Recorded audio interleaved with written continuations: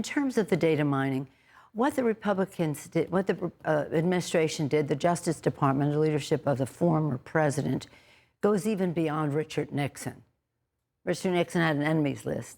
This is about undermining the rule of law. And for this attorneys general, Barr and Sessions, at least two, to say if they didn't know anything about it is beyond belief. So we will have to have them come under oath to testify about that. Now, how could it be that undermining the rule of law, undermining the separation of power of the executive branch and the legislative branch, and having these just data mining is something new in terms of where technology has taken us, but not new in terms of something that should never have happened. Do you think it's limited just to the members we know? We don't know.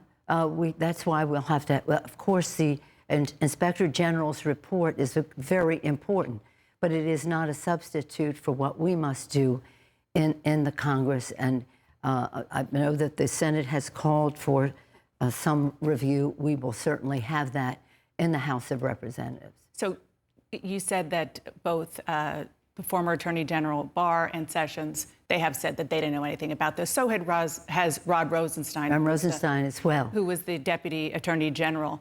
If you don't see them voluntarily on Capitol Hill, will you subpoena them? Well, let's hope that they will want to honor the rule of law. This is, the Justice Department has been rogue under President Trump.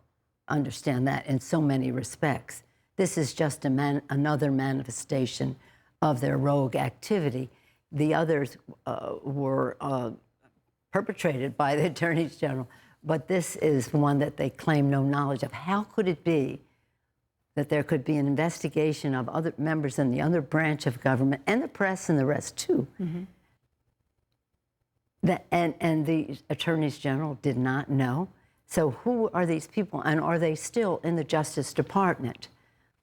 And again, this is just out of the question, no matter who's president, whatever party, this cannot be the way it goes. Let's turn to infrastructure. Yes. A group of 5 Democrats, 5 Republican senators, they have a deal that they say is $1.2 trillion, about $600 billion in new spending.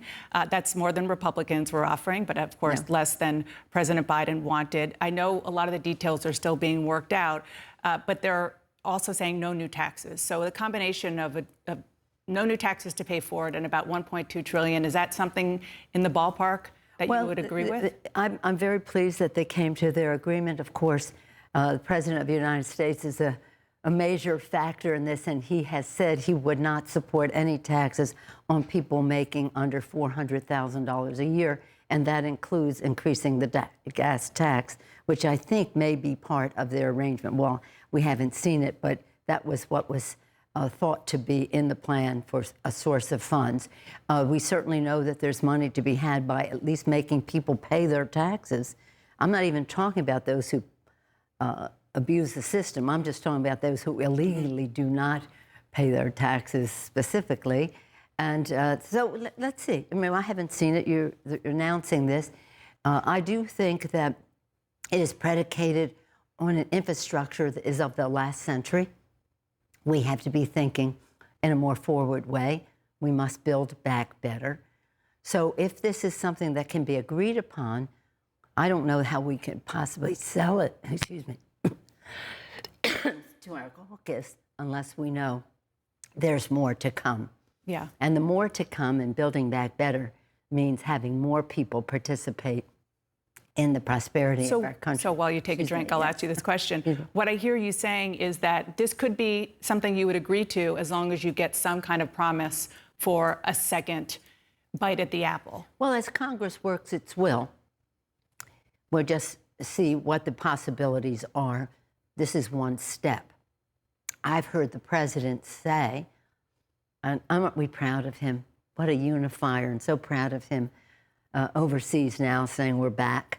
But I've heard him say, with the Republicans in the room, let's figure out what we can agree on infrastructure. Let's see if we can come to a reasonable amount of money to get that work done. But I have no intention of abandoning the rest of my vision about the better, building back better. What is being talked about, and this is by and large something that could have been talked about 50 years ago. We're talking about the future. So do you have faith in Republicans? Oh, I have so. That they are negotiating in good faith? I assume that the Democrats who are negotiating with them have faith in them. I think we always have to believe. I think we have a responsibility, let me say it a different way, to find common ground if we can. But if we can't, we have to stand our ground. But we have to understand that if we can come to terms in a bipartisan way, that would be, I think the public wants to see that. Now, in some areas, the Republicans not only do not want to come together, they want to push back further, witness H.R. 1 and other issues we may talk about now. But infrastructure has always been bipartisan. It's never, I mean, it's always been, let's see how we can work together for our communities. Let's find agreement in the communities as to what is important. And some Republicans, a lot of Republicans say that when it comes to the bricks and mortar, roads and bridges, traditional infrastructure, that's fine. But when you talk about new government programs for child care, for elderly care, that's where they say no. Well, you know, I don't know. I think, on the other hand, in different settings, they talk about child care being important. And it is. And it is. And we have a very strong commitment. And our Women's Caucus especially wants us to go as big as we can on child care and home health care and family and medical leave. All of these things that enable not just women, but people, dads and moms and caregivers, to be able to participate in the workforce and to honor the work that is done by caregivers, to respect what they do, to adequately train for it, and to pay for it.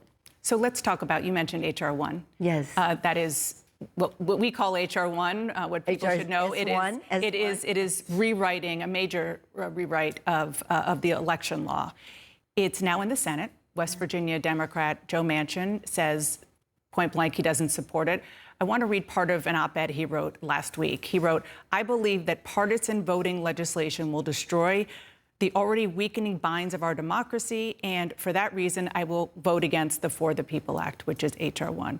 So when Democrats literally don't have one vote to spare, and you read that from Joe Manchin, how are you going to get it passed? I don't give up on Joe Manchin.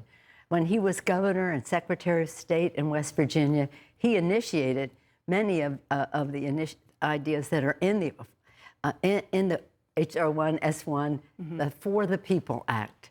The For the People, and it's not necessarily a rewriting, it's stopping. Now, the first 300 pages of S1, the For the People Act, H.R. 1, were written by John Lewis to stop the voter suppression. The initiative that is in there to stop partisan gerrymandering and redistricting is really essential for the health of our country.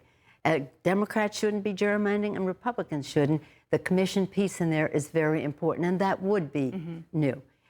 Stopping the big, dark, special interest money from suffocating the airwaves. Why do you think we cannot have climate language that is easy to come to agreement? Why do you think we do not have gun violence protection?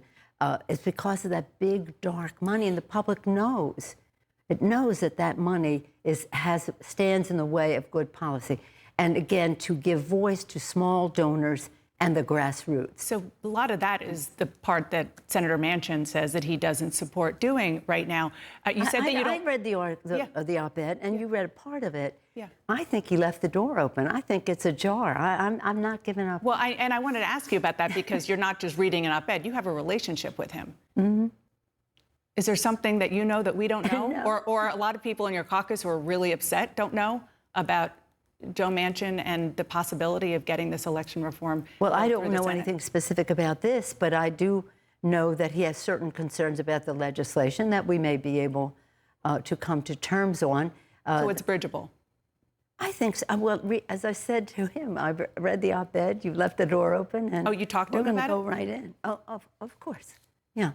But our conversations were more about the commission and in the course of that conversation. But in any case, let's just put this in its proper place.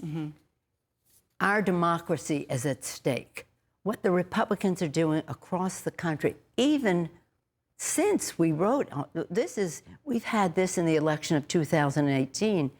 100 candidates wrote and said, make for the people H.R. 1 the first order of business.